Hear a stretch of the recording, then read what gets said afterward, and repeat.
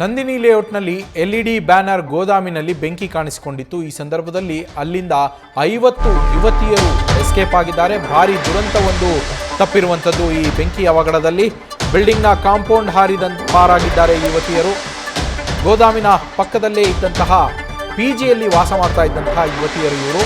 4 ಅಂತಸ್ತಿನ ಕಟ್ಟಡದಲ್ಲಿ ಈ ಲೇಡೀಸ್ ಪಿಜಿಯನ್ನು ನಡೆಸಲಾಗ್ತಾ ಇತ್ತು. ಗೋದಾಮಿಗೆ ಬೆಂಕಿ ಹೊತ್ತುಕೊಂಡಂತಹ ಸಂದರ್ಭದಲ್ಲಿ ಆ ಬೆಂಕಿ ಪಕ್ಕದಲ್ಲೇ ಇದ್ದಂತಹ ಪಿಜಿ ಕಟ್ಟಡಕ್ಕೂ ಕೂಡ ವ್ಯಾಪಿಸಿದೆ. ಇದರಿಂದಾಗಿ ಆ ಕಟ್ಟಡದಲ್ಲಿ ವಾಸ ಮಾಡ್ತಾ ಇದ್ದಂತಹ 50ಕ್ಕೂ ಹೆಚ್ಚು ಹುಡುಗಿಯರು ಅವರು ತಮ್ಮ ಪ್ರಾಣದ ಹಂಗನ್ನು ತೊರೆದು ಕಾಂಪೌಂಡನ್ನು ಹಾರಿ ಜೀವವನ್ನು ಉಳಿಸಿಕೊಂಡಿರುವಂಥದ್ದು. ನಮ್ಮ ಪ್ರತಿನಿಧಿ ಶಿವಕುಮಾರ್ ಲೈವ್ನಲ್ಲಿ ಜಾಯ್ನ್ ಆಗಿದ್ದಾರೆ. ಶಿವಕುಮಾರ್, ನೋಡೋದಕ್ಕೆ ಅದು ರೆಸಿಡೆನ್ಷಿಯಲ್ ಏರಿಯಾ ಥರ ಕಾಣಿಸ್ತಾ ಇದೆ. ಅಲ್ಲಿ ಎಲ್ಇಡಿ ಗೋದಾಮಿನಲ್ಲಿ ಬೆಂಕಿ ಬಿದ್ದಿರುವಂಥದ್ದು. 50 ಯುವತಿಯರು ಯಾವ ರೀತಿಯಲ್ಲಿ ಎಸ್ಕೇಪ್ ಆದರು?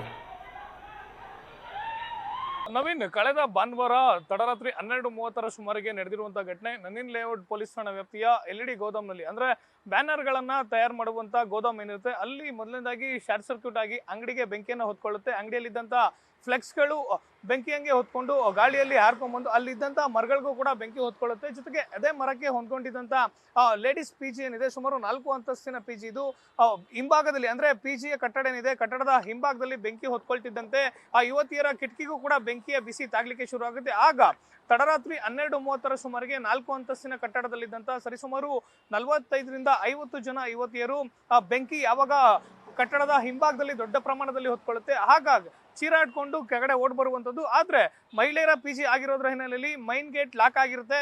ಆ ಪಿ ಜಿ ಮಾಲೀಕ ಎಲ್ಲಿರ್ತಾನೆ ಅನ್ನೋದ್ರ ಬಗ್ಗೆ ಸ್ಪಷ್ಟತೆ ಇಲ್ಲ. ಆದ್ರೆ ಯುವತಿಯರು 4 ಫ್ಲೋರ್ನ ಪಿ ಜಿ ಕಟ್ಟಡ ಏನಿದೆ ಅದರ ಗ್ರೌಂಡ್ ಫ್ಲೋರ್ಗೆ ಓಡ್ ಬಂದು ಗ್ರೌಂಡ್ ಫ್ಲೋರ್ನಿಂದ ಸದ್ಯ ಕಾಂಪೌಂಡ್ ಹಾರ್ಕೊಂಡು ತಮ್ಮ ಜೀವವನ್ನು ಉಳಿಸ್ಕೊಂಡಿರುವಂಥದ್ದು. ಆದ್ರೆ ಘಟನೆ ನಡೆದಂತ ಸಂದರ್ಭದಲ್ಲಿ ಭಾನುವಾರ ರಾತ್ರಿ 12:30 ಸುಮಾರಿಗೆ ಕೂಡಲೇ ನಂದಿನಿ ಲೇಔಟ್ ಪೊಲೀಸರು ಹಾಗೂ ಅಗ್ನಿಶಾಮಕ ದಳ ಸಿಬ್ಬಂದಿ ಅಧಿಕಾರಿಗಳು ಕೂಡಲೇ ಘಟನಾ ಸ್ಥಳಕ್ಕೆ ಬಂದು ಬೆಂಕಿಯನ್ನು ನಂದಿಸುವಲ್ಲಿ ಯಶಸ್ವಿ ಆಗ್ತಾರೆ. ಸಕಾಲಕ್ಕೆ ಅಗ್ನಿಶಾಮಕ ದಳ ಸಿಬ್ಬಂದಿ ಕೂಡಲೇ ಬಂದು ಬೆಂಕಿಯನ್ನು ನಂದಿಸ್ತಾರೆ. ಜೊತೆಗೆ ಯುವತಿಯರೇನಿದ್ದಾರೆ, ಯುವತಿಯರು ಎಲ್ಲರೂ ಕೂಡ ತಮ್ಮ ಕಟ್ಟಡದಿಂದ ಹೊರಗಡೆ ಬಂದು ಕಾಂಪೌಂಡ್ ಅನ್ನ ಹಾರಿ ಪ್ರಾಣವನ್ನು ಉಳಿಸ್ಕೊಂಡಿರುವಂಥದ್ದು. ಇಷ್ಟು ದೊಡ್ಡ ಪ್ರಮಾಣದಲ್ಲಿ ಅಗ್ನಿ ಅವಘಡ ಆದ್ರೂ ಕೂಡ ಅದೃಷ್ಟವಶಾತ್ ಯಾವುದೇ ಸಾವು ನೋವು ಸಂಭವಿಸಿಲ್ಲ. ಸದ್ಯ ಘಟನೆಗೆ ಸಂಬಂಧಪಟ್ಟಂತೆ ನಂದಿನಿ ಲೇಔಟ್ ಪೊಲೀಸರು ಪ್ರಕರಣವನ್ನು ದಾಖಲು ಮಾಡಿಕೊಂಡು ಎಲ್ಇಡಿ ಗೋದಾಮ್ ಏನಿದೆ ಅದರಲ್ಲಿ ಬೆಂಕಿ ಹೊತ್ಕೊಳ್ಳಿಕ್ಕೆ ಕಾರಣ ಏನು, ಶಾರ್ಟ್ ಸರ್ಕ್ಯೂಟೇ ಅಸಲಿ ಕಾರಣನ ಅಥವಾ ಬೇರೆ ಯಾರಾದ್ರೂ ಬೆಂಕಿಯನ್ನ ಹಾಕಿದ್ರು ಅನ್ನೋ ಆಯಾಮದಲ್ಲಿ ತನಿಖೆಯನ್ನು ಮುಂದುವರಿಸ್ತಿರುವಂತದ್ದು. ನವೀನ್.